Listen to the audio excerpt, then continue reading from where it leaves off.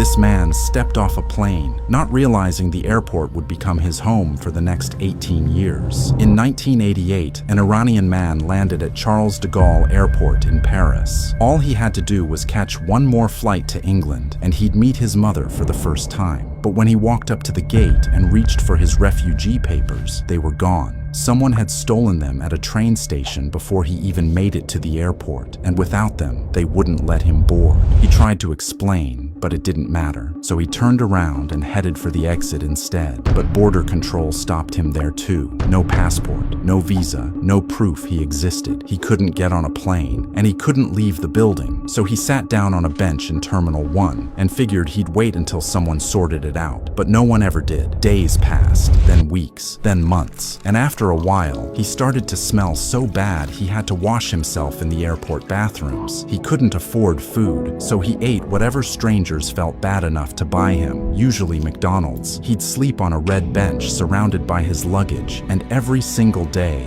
thousands of people rushing to catch flights would walk right past him without even looking down. Over time, the airport staff stopped asking questions. They just accepted him, gave him the nickname Sir Alfred, and eventually, he just became part of the terminal, like a gate number or a departure sign. And for 15 years, that's exactly what he was. Just another fixture in Terminal 1. Until one day, a man by the name of Steven Spielberg heard his story. He paid him $250,000 and turned his life into a movie called The Terminal, starring Tom Hanks. And suddenly, the whole world knew the name of the man on the bench. But even after that, he still didn't leave. France offered him residency. Belgium offered him residency. He refused to sign the papers both times because they listed him as Iranian, and that wasn't who he believed he was anymore. Then, in 2006, after 18 years on that bench, he got so sick that they had to carry him out of the airport on a stretcher. It was the first time he'd been outside in nearly 2 decades. But as soon as he felt better, he did something no one ever could have expected. He walked right back into Charles de Gaulle, sat down in Terminal 2F, and on November 12th, he had a heart attack and died, right there in the only place that had ever felt like home. His name was Mehran Karimi Nasseri.